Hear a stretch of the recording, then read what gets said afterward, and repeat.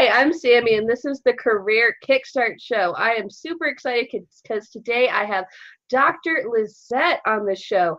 And now, Dr. Lizette is a nationally recognized authority on career success. She's a tenured professor, she's a psychologist. I mean, if you look at what she's done, you'll feel like a real slacker. I looked at her bio and I was like, good Lord, what else? This lady does everything. But we're going to talk to her today about imposter syndrome. But before we get into all that, Doctor, would you just give us your own elevator pitch and just let us know a little bit more about you right now? Yes, thank you so much for having me here, Sammy. I'm so excited to be here. So my passion is helping other really brilliant women become more brilliant, become more successful. A lot of the times they feel like there's more that they could be doing with all the wisdom and skills and experiences that they have. They just don't know what to do with all that goodness. And so I help them figure out what's possible and how to make it happen. I love it because that's the thing. Women need to be helping women in the workforce. It's the only way that we're really going to bust through that glass ceiling. And now let's talk a little bit about your history because, reading more about you and learning more about you, I was surprised to see that when you were in high school, some of your teachers and your guidance counselors thought you were, a bit of a burnout, but now you have a PhD, you're a tenured professional. I assume that when you go back to reunions, you just rub it into everybody. Whenever someone says something, you're just like, oh, I have a PhD. That's how you end every conversation. But I know that there's more to it. So give us a little bit of a career overview, if you will. Yes, definitely. And I went to the type of school where not a lot of people ended up going to college or even finishing college. So unfortunately, there's just not a lot of people who are, went to college and have formal education. And I think that speaks a lot to the type of school that I went to, unfortunately, and the assumptions that teachers and counselors had.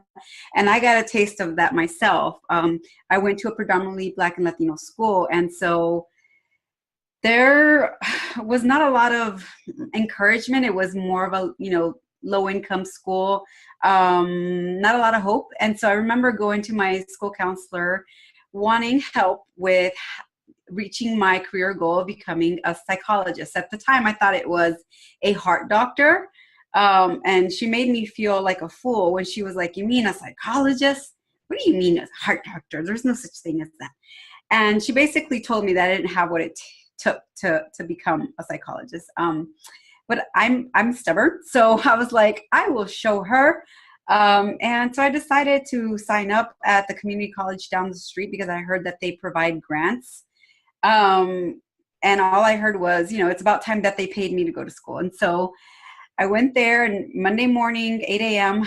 was psychology class. And that professor really believed in me, and she took me under her wing, and she encouraged me to go and transfer to a 4-year university, and then from there on to get my master's and my PhD. And now I'm a professor helping other students achieve career success as a psychologist in training. And also I apply this in the real world, helping women who want to advance in their career. So, yeah. Awesome. What I like about this is that I love when someone can take that sort of dismissal and be like, you know what, buddy, let me show you who's a bad egg. Let me show you. So do you feel like with having this sort of adversity thrown at you by being really dismissed by authority figures in your high school, how do you think this really kind of affected your career path and your determination? It wasn't easy because at the time I didn't see even a lot of TV shows where Latinos were being featured. You had the Cosby Show. I'm revealing my age. I'm an 80s kid. So that was about it. So I didn't see a lot of people who looked like me on TV, much less doctors and lawyers and engineers and things like that. My parents are immigrants, and we were surrounded by immigrants. And so I noticed a pattern that they had these types of jobs that served those in those roles that I aspired to be in. And so that sent a really strong message loud and clear. And when you have your school counselor telling you something similar, it doesn't really help. And so I think you have to have a type of mindset where if you can dream it, you can achieve it. And you will figure out what you need to do to make your dreams come true, no matter what other people think. If somebody can do it, you can do it. You may just have to work twice as hard to get even half as far. But I think when you have the perseverance, the dream, the desire, the resilience, the strategy to make it happen, you can do it. Do you feel like this, having to come against these cultural perceptions and inherent biases, do you feel like that has given you a better insight into the imposter syndrome that other women might face in the job market? Yes. And see, for women of color in particular, it's like a double whammy, like a double, like, people are going to think that I don't know what I'm talking about because I'm a woman. But now I got to deal with people don't think I know what I'm talking about because I'm a woman of color. And so it can be a double toll, a double strain when all you want to do is show up in your zone of brilliance. But you got to think about these things, like constantly being in the back of your head as to how it's going to show up and play a role in how people treat you or the opportunities you get, or the assumptions people make. It can be really stressful. Yeah, and because you're dealing with some intersections of oppression. So when you're dealing with these intersections, I assume that with your clients that they're also dealing with this. I know that one of my interviews that I've done on this podcast was with a career coach who specializes in working with Black women. Her whole site is about Black excellence. And one of the things that I found interesting was how she coaches her clients to, when they go into the interview, like not to feel like a sense of, these people are doing me a favor, by bringing me on the team, which can also be part of the imposter syndrome. How do you deal with this imposter syndrome when it has this intersection of oppression and a lot of the subconscious, self-denial, self-dismissal, self-sabotage? Like how can you navigate this specifically? I know this is a big topic, but how can you, some thoughts around that for women of color? Yeah, that's a great question. So first of all, imposter syndrome is basically when you feel like a fraud. When you feel like you're going to get found out that you really don't know what you're talking about. And so a lot of times women who are in STEM fields, so in careers where it's traditionally male dominated, they often experience that added extra layer of pressure to show up and really know what you're talking about, because any little mistake you make may be attributed to being a woman. And then the same thing happens if you're a woman of color. But now you just don't know if it's because you're a minority or if it's because you're a woman. I know for me, I became a professor very young. I was 28 years old. And a lot of times I got confused for being a student. And I didn't know if it was because I looked young, if it was because I was female, or if it was because I was Latina. And so that was really stressful, and it put a lot of pressure on me to really make sure I was on top of my game. And I wasn't able to be just my normal self because I felt like a lot was at stake and there were eyes on me. And that I didn't want to make anybody think that I got here because of any other reason than me knowing my stuff and me being talented and skilled. So that's kind of something that you often have to deal with when there are assumptions about who you are, who you are as a person of a group of people that is underrepresented in the job or the industry that you're in. Yeah. And when you are like working with your clients on this, what are, maybe you can guide us through on some ways that you can help your clients feel more comfortable in the workplace so they can feel more confident whether or not there are assumptions in that workplace? So one of the things that I always tell them is to pretend you're a lawyer and to ask yourself, where is the evidence? Where is the evidence that I don't know what I'm talking about? Where is the evidence that I'm here because of luck or because somebody just thinks I'm nice, not because they think that I know what I'm doing? And that often really helps. Like for people who are in the entrepreneurial space, I often tell them to keep a folder of their testimonials or just little Facebook messages from their clients about how much they've touched their lives, because we can forget these things. And I think if you just, play that role of show me the evidence, that can really help you have these limiting beliefs from creeping up on you. And now for people who don't know what limiting beliefs are, those are just like any belief that you have that makes you feel like, you can't do something. For limiting beliefs, especially when it comes around imposter syndrome, how do you see imposter syndrome kind of manifest for your clients? How does it affect their career? Yes. So one big one is not accepting praise, not accepting compliments very easily, dismissing it, saying, oh, that was nothing. Oh, it was no big deal. But instead, I encourage you to say, you know what? I am awesome. I did a great job. It's because of me and the influence that I had that this project was as successful as it was. And so being able to recognize and allow yourself to toot your own horn. And a lot of times people think, oh, well, I don't want to be perceived as a female dog or as, a know-it-all, conceited, or any of that stuff. But men don't have a problem with that.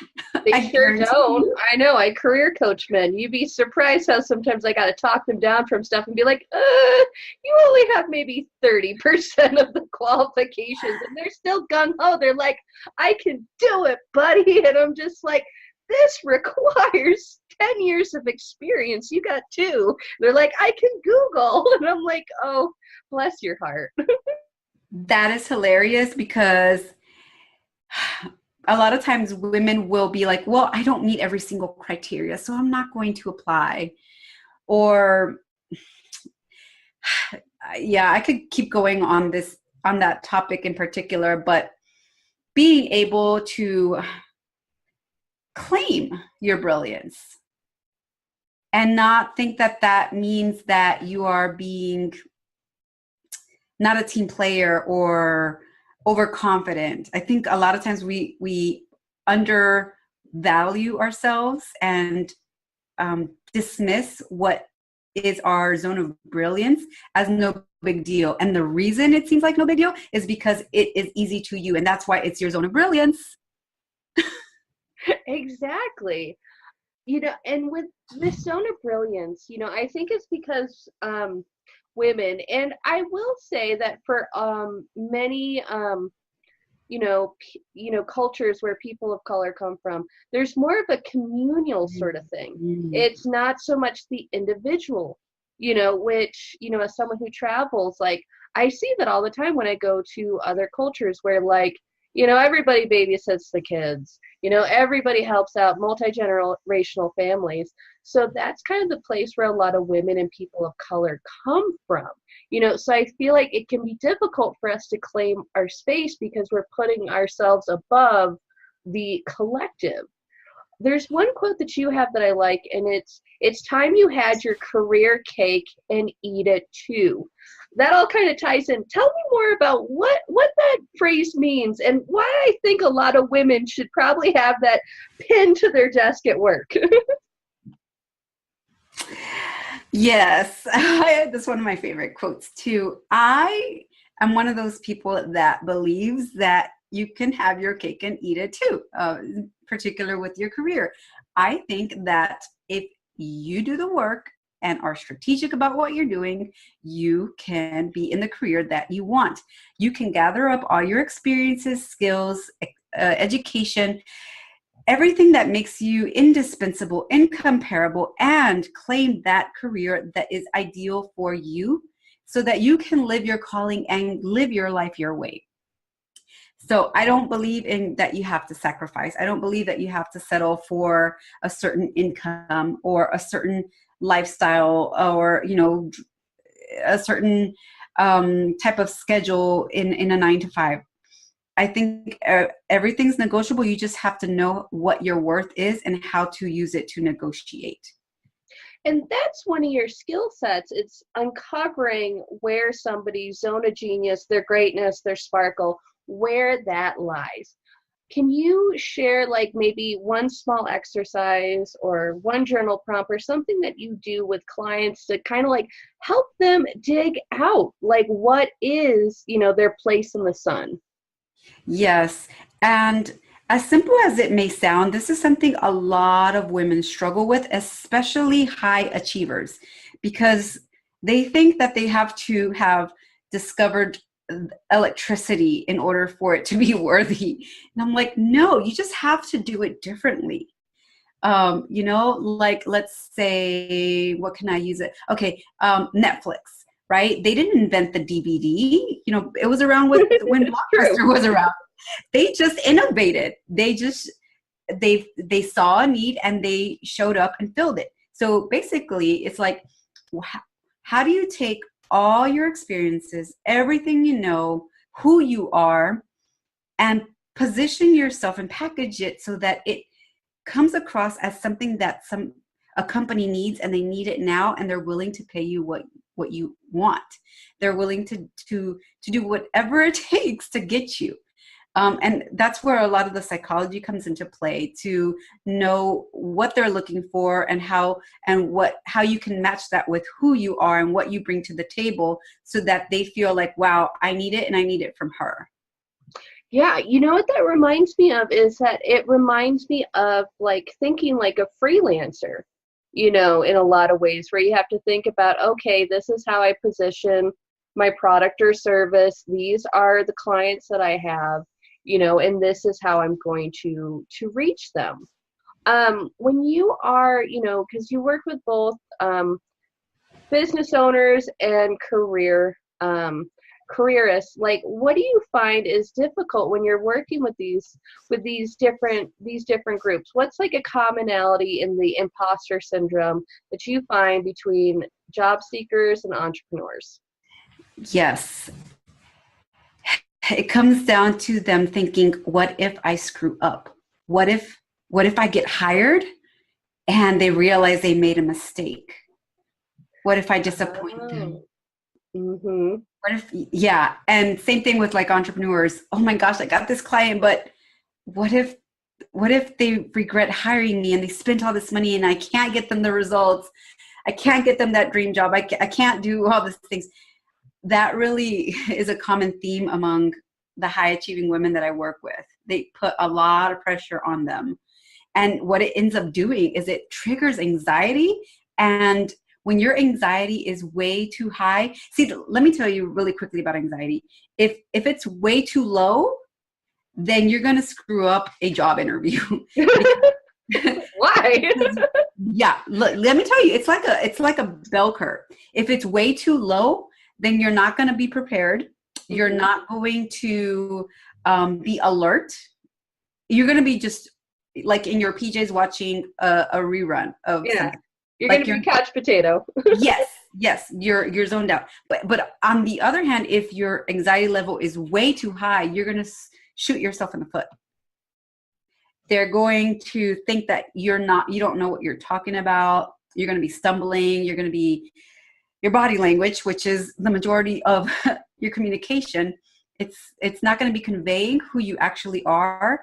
And in fact, it's going to tell them that you're not the best person for this opportunity. So yeah, that's something that I hear a lot.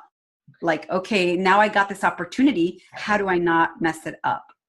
Do you think this fear of failure also ties into decision fatigue and just the inability to make decisions? Because I know, because I did work as an employment specialist for an AIDS nonprofit. And we worked in a trauma-informed sort of care model. And it was fascinating to see how stress, trauma, things like that can really affect what they call the executive functions, which I don't understand as well as you do, but those sort of like decision-making powers, stress can impact it. How do you see this working with women who, they might be high achievers, but they're afraid of failure, putting themselves out there, going for their career cake? How does this anxiety affect their decision-making? It paralyzes them. It makes them overthink it, and that is exhausting. There's this TED Talk called the Paradox of Choice. I believe that's what it's called. But it's on how if we have too many options, we don't know which one to pick because we fear that if we pick one, we're making a mistake and we're not getting the benefits of the others. And so we can spend days stuck and not moving forward because we're afraid of making a mistake. And so a lot of times when you have like several job options, which is a good thing, but it could also paralyze you because you're like, I like this about this job and this about that job, but which one is the better of the two or three or four? And it could be very overwhelming, and you can start spinning your wheels and feel stuck and double guessing yourself. So decision fatigue is one of my favorite topics. And it's really common among high achievers because they tend to overanalyze things and to think about it. And that can get in the way of you taking action. It can contribute to procrastination as well. Mm-hmm. And that's almost like a self-fulfilling prophecy. If you have the imposter syndrome, you get anxious, you can't make a decision, then maybe you kind of self-sabotage, and then it fulfills oh, wow, maybe I'm like, an imposter after all. How do you help people break this cycle? Oh, gosh, that's a great question. I'm full of them, aren't I? I know. It's a process. I often try to see where it came from so that we can fix the root cause and recreate the story that they're telling themselves. One that is coming from a place of confidence, of self-assurance, and them being clear on who they are, what they're good at, and where their skills and their experiences are a good fit in. And I help them make decisions. Like I really try to help people get out of a place of indecision because it's a horribly exhausting place to be mentally, and it manifests itself physically as well. People get literally sick from thinking about things. Should I stay in this job? Should I not? And so a lot of times when people come to me trying to make a decision about like a career decision or a transition, I take them through the process of, do you want to get it, pivot, or quit it? So basically. I like that. That's a snazzy saying. Yeah. So get it. Do you want to go get that promotion? Do you want to go ask for the raise? Okay. All right. Or maybe you want to pivot. Maybe you want to switch industries. Why am I saying injuries? This could be very dangerous, I guess. Yeah. So do you want to switch industries? Do you want to switch jobs? Right? Do the same thing, but just switch. Or maybe you want to go from engineering to nonprofit altogether. All right. Or maybe you want to quit it. Maybe you want to quit your job and go from employee to entrepreneur. So I help them make that decision. Which route is going to be the ideal one for you and your vision, your identity, who you are, what your passion is, and what your skills are. And I use the acronym VIPS to help them keep that in mind. So VIPS means vision, identity, passion, and skills. Okay, cool. And like, I like that you keep going back to strategy, because I think so often we don't give enough credence to strategy when we're thinking about our mindset, when we're thinking about imposter syndrome, when we're thinking about almost talking ourselves out of the crap that's in our brain, probably from childhood. Like, I'm learning Spanish, and I had a block on it for years, and it took me a while to realize, because some dork in third grade made fun of me in Spanish class. I mean, I even vividly remember this kid's rat tail. So isn't that like the weirdest thing, how sometimes you have to go the root of where these beliefs came from, and you're like, really? That's why I was nervous about this for so long. That kid? What? So I really like your methodology, but I'm going to turn the topic a little bit, because we're getting to the end of the interview, and I'd like it if you could give us one quick tip or one quick action step to just start tackling imposter syndrome. Oh gosh, just one. You can get two if you want, but no. Okay. All right. So what I want you to do is to, instead of trying to stay away from failure, I want you to invite it. And this is actually a psychological tactic. It's a trick. Like I remember once I was working with someone who wanted to apply for jobs, but they were afraid of sending in their application, their resume, because they just didn't want to get a rejection. And so we turned it around, because it's all about perception. We turned it around. So we said, okay, you're going to keep applying to jobs until you get 10 no's. And it became a game that they actually were enjoying. And it really does work. So I would say that try to apply that to yourself. Like, how can you put yourself forward, step up and stand out in your zone of brilliance, and actually, see if this is going to trigger a reaction from someone, like a rejection, and then flip it around so that you tell yourself that this is not something that is a bad thing, but rather it's just going to be part of the experience you encounter as a result of you constantly going up the ladder and constantly challenging yourself to move up. I like that you're flipping the script. Okay, that's definitely an action step that listeners can really take immediately, and I encourage people to do that, especially if you're job hunting right now. Now, Dr. Lizette, before we go, let everybody who's listening know exactly where they can find you on the World Wide Web. Yes, you can find me at my website. It's drlizette.com, DRLIZETTE, or you can find me on LinkedIn and Facebook. Thank you, Dr. Lizette, for being on my show. You've been dropping value bombs this whole interview. Thank you, Sammy. I had so much fun with you. And thank you all for listening at home. I'm Sammy Gardner, and this is the Career Kickstart Show.